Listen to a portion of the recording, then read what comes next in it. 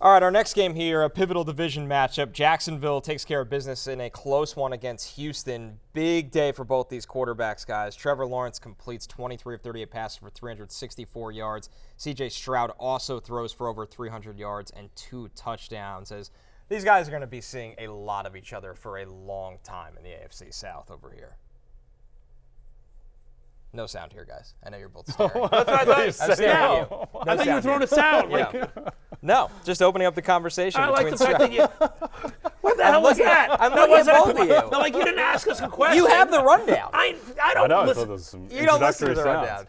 I know that Hang Lawrence. on, no, stop for I'm a looking second. at both of you just staring that way, and I'm like, somebody wants to talk about both Yeah, of you're these leading to performances. sound. You're No, right. I'm That not. sounded like you were leading to I a always say CJ we so heard rapid. after the game. No, Yes. they're You've going to worked see with each me over other. a year. Like, hang on for a second. They see each other. They're going to see each other for a long time. What is he? That's not a question. That's a statement. It's What's a soft statement. There's no Stop question. it. Like, you and I have worked together every day for a effing year and a half. Over a year, yeah. Yeah, for a year and a half, you and I have worked together every single day. That's true. You know I don't look at the rundown. This is true. I trust you to lead That's me in true. the right It's direction. really a big reason why I'm here. Yes. But Yes, I what are you doing? thought Jay would bail us out there. Ah, No, stop. that's why we know it was on you. Because we both, Yeah. we're both waiting for Well, I didn't know how to Trevor get your Lawrence to attention. start speaking. Where are you, I Trevor? thought it was Trevor Lawrence and C.J. Stroud was going to talk about how they were Tough moment. Right. Oh, that was brutal. Coming into the Anyway, week so- roasting. Brutal. Yeah, You're so McDermott. I'm going to I call am. you now. That's too far. I won't accept that. Wow, I won't accept Sean that. Rogers. I would have had to Play call. fire somebody and blame them first for me to be McDermott. Although Penn State Blake's not here. Let's, Ken Dorsey. Yes. Yeah, there's no Ken Dorsey in this situation. Unfortunately, after Connor didn't lead to sound, Connor just fired Bill.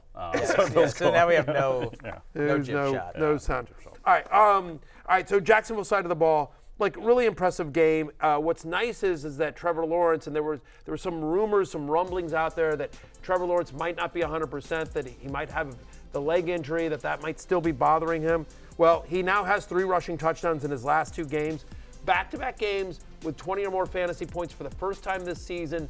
I don't know if it's because they're more aggressive in their play calling with Zay Jones out there. It's weird that, like, all of a sudden Zay Jones, who isn't doing much, but, is a nice player, all of a sudden they're like, the offense is rolling. It's Maybe a weird been matchup. coincidence at a minimum. But make no mistake that Zay Jones has been back for the last 2 games. Last 2 games, Trevor Lawrence has over 20 fantasy points for the first time this season. He's the 4th best quarterback in fantasy as we enter into Monday Night Football. And most importantly to me, guys, he looked the part. He looked the part of the franchise guy. He was, they were getting Ridley involved as well. Kirk had a good game as expected. They got the run game going for a little bit. Travis Etienne has a bit of a scare. He leaves this game for a little bit. Dearness Johnson takes over again. We'll talk more about that tomorrow. But again, if I have Travis Etienne, I want to make sure I've got Dearness Johnson. It's not Tank Bigsby that'll take over should anything ever happen to Etienne as well. But I thought Ridley suddenly looked like the guy he was drafted to be. And traded for in this offense. Just a massive day from Ridley, Jay. And really, the last 2 games have been huge for Calvin Ridley and what we thought he was going to be coming into the season. Yeah, and it makes sense that he would grow into the season given that he didn't play football for 3 years effectively. So that makes sense. And he seems to be, now it's him, Christian Kirk. Zay Jones has the 1 catch on 3 targets, but it's a Ridley-Kirk offense in the passing game at the moment. And I don't understand what's going on with Trevor Lawrence's body, just like the same way I don't really understand what's wrong with Jalen Hurts exactly. Lawrence had 0 rushing yards in this game, though he does have the touchdown, which is a nice little statistical quirk, but it was that was a tush push. That was like from the 1 yard line. Yes, It wasn't like a exactly scramble in. So, but the thing is just the explosiveness of the passing game, which has been so absent for so long. 8.5 yards average depth of target, 9.6 yards per attempt. The fact that he's able to put up those numbers against the Houston defense that isn't amazing, but also isn't terrible, is very encouraging going forward. And now he gets a fantastic matchup against the Bengals, who fixed Kenny Pickett. Yeah, it really did. The one thing I'll say is that as happy as we were, Ridley gets in the end zone, 5 for 89 in the touchdown, which is nice. 16% target share, right? So in 3 of the past 5 games, he's been under 17%. Christian Kirk is still the number 1 wide receiver in this offense, and they're spreading it around a little bit more. Luke Farrell gets 5 targets in this one.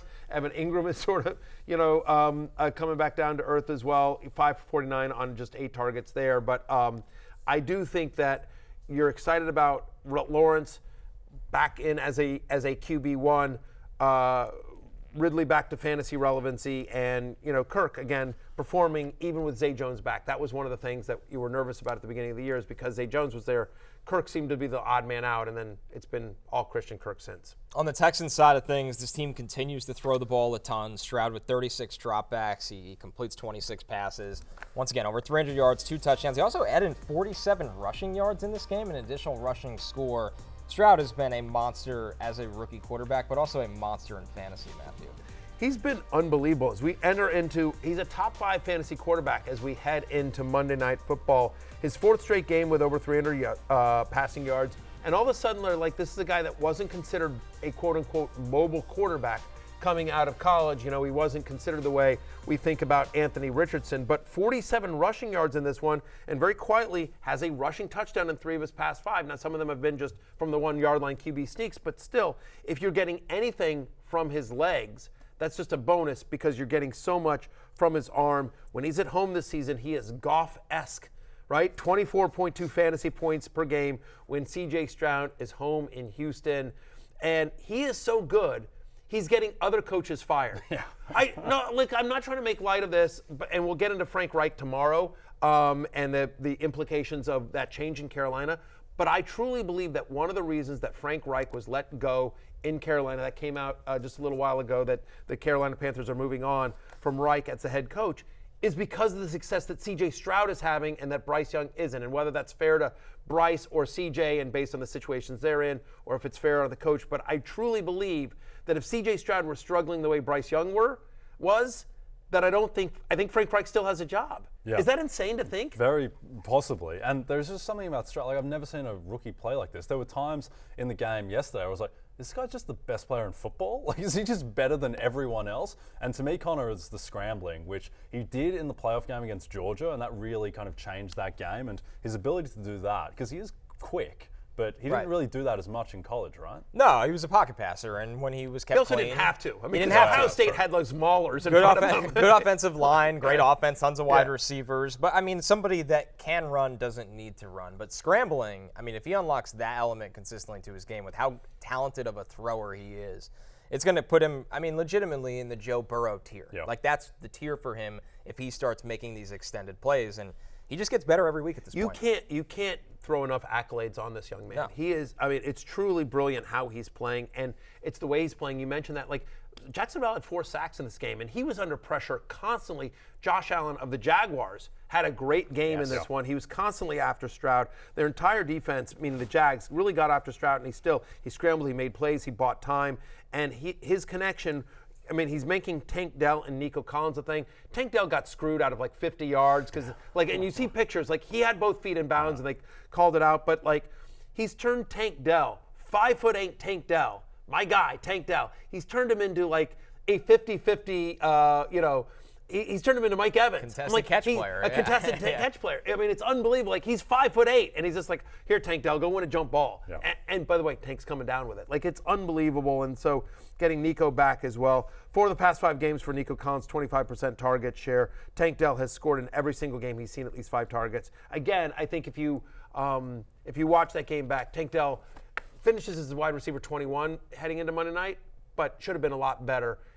Some very questionable calls in that game. Not a lot going for the Texans' run game between Motor Singletary and Dameon Pierce. Singletary had a nice game receiving. He had 6 catches for 54 yards, and he saw most of the goal line and third down work in this one, Matthew, which you would think makes him a much more valuable play than where Pierce is at right now this season.